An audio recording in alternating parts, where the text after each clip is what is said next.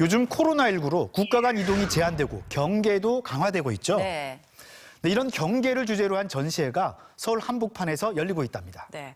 한반도와 중국 접경 지역을 관찰해서 우리 안팎의 경계에 대한 느낌을 예술 작품으로 표현했다는데요. 이상현 기자가 그 특별한 현장으로 안내하겠습니다. 압록강을 사이에 두고 중국 단둥에서 바라본 북한 신의주. 옆쪽으론 압록강 철교가, 멀게는 동그란 모양의 신축 건물이 선명하게 보입니다. 일심단결이란 커다란 문구가 새겨진 동그란 모양의 독특한 구조물. 최근 북한 신의주에 태양의 모습을 형상화해 지어져 태양호텔로 불렸던 원형 건물을 압록강 맞은편의 중국 단둥에서 보고 만든 것으로 실제로는 살림집으로 활용되고 있는 모습을 표현했습니다. 구조물 뒤로 돌아가면 나타나는 집의 내부 공간.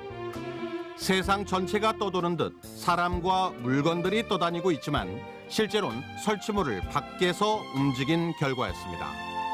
허상과 실체를 대비시켜 접경지를 둘러싼 불투명한 시선과 요동치는 경계지의 풍경을 담아냈습니다. 역시 동그란 모양의 유리판. 과거 연도가 적혀진 레일 위로 왔다 갔다 하며 북중 접경 지역의 당시 역사를 시각적으로 표현해냅니다. 동일한 역사적 사건을 한편에선 우리 입장에서, 반대편에서 굴리면 중국 측 입장에서 살펴볼 수 있게 만들었습니다. 단둥이라는 이제 그 지역이 신의주와 쌍둥이 도시지 않습니까? 그래서 압록강을 가운데 두고서 그 양쪽이 시선이 교차하는 얘기를 하고 싶었던 거였고, 사실 우리가 생각한 경계라는 것도 긴 시간 속에서 보다 보면은 그것이 흐려졌다가 진해졌다가 그다음에 좁아졌다가 넓어질 수 있다는 얘기를 좀 사람들이 경험적으로 체험할 수 있으면 어떨까라는 생각이 들었습니다. 젊은 건축가 부부가 일심동체해 만든 작품으로 북중 접경지 단둥에서 경계지 특유의 역동성을 느꼈고, 이것이 이 역사의 수레바퀴 작품의 모티브가 됐다고 합니다. 아무래도 그 단둥이랑 신의주 지역이 계속 경계 지역에 있다 보니까 그 변화들이 역동적으로 보기 되게 좋은 장소였어요.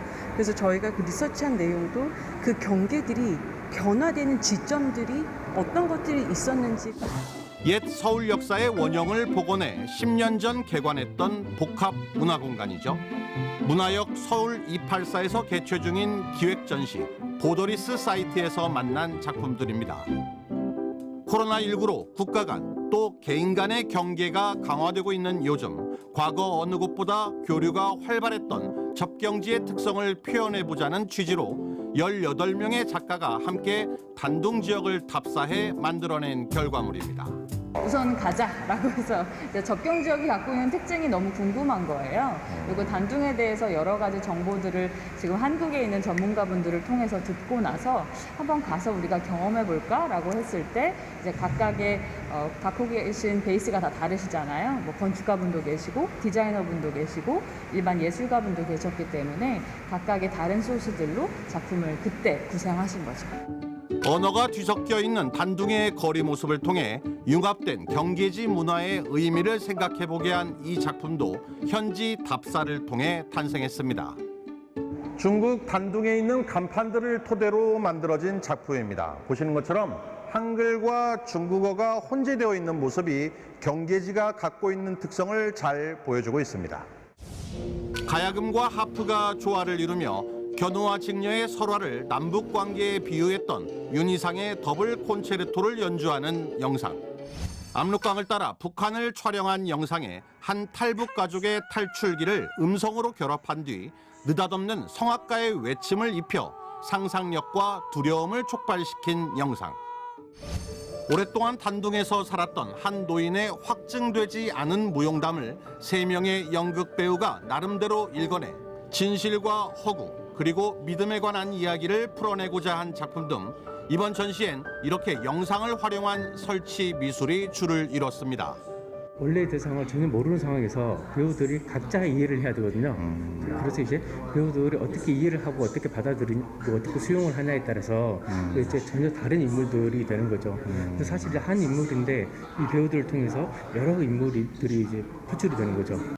어둡고 조그마한 공간에 들어가면 유리에 비친 모습을 마주하게 되는 나. 하지만 서서히 조명이 어두워지면 다른 사람의 모습과 겹쳐 보이며 나인지 타인인지 혼란에 빠지게 되는데요.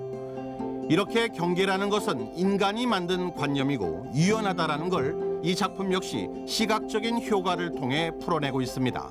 사실상 저도 어려서부터 이 뭔가 나의 경계에 대해서 생각을 할 때 항상 북한이라고 하는 존재가 굉장히 깊게 대입이 되었었던 것 같습니다. 그래서 한편으로서는 매우 가까이 있지만 한편으로서는 굉장히 불편할 정도로 또 멀리 느껴지기도 하는 어떤 그런 양면성을 이런 퍼포먼스를 통해서 좀 표현해봤습니다. 서양식 근대 건축물과 북한식 공장에 표류하는 이미지를 뒤섞고 제국주의적 욕망과 이데올로기 흔적을 압축적으로 표현한 그림. 굴레를 뜻하는 수많은 튜브에 묶여 갇혀있는 캐릭터에게 자유를 찾아주는 비디오 게임같이 톡톡 튀는 작품들도 적지 않았고 압록강 하구에서 관찰한 퇴적지의 이미지로 남한 사람, 북한 사람, 조선족, 북한 화교가 유연한 경계를 이루며 공동체를 이루는 모습을 은유적으로 표현한 작품도 눈에 띄었습니다. 남한의 사람들 이야기, 북한, 중국에 대한 이야기들. 근데 그게 단지 사람만 섞인 게 아니라 시간도 섞여 있고 또 역사도 섞여 있고 또 지금만 이야기만 있는 게 아니라 과거의 이야기가 그냥 계속되고 있는 것도 있고 현재 이야기도 계속돼요. 그래서 모든 시간이란 장소, 역사, 사람이 다 섞였다는 걸 그 강의 하구에 섞인 퇴적물처럼 표현을 하신 거예요. 경계지에서의 느낌으로 경계라는 개념을 구현해보며 경계 없는 세상을 꿈꿔본 예술의 세계. 수많은 사람들의 감정들이 녹아든 이 하나하나가 또 하나의 느낌들을 만들어내며 수많은 경계를 넘나들었던 옛 서울 역사 그 철로 위에 놓여졌습니다. 통일전망대 이상현입니다.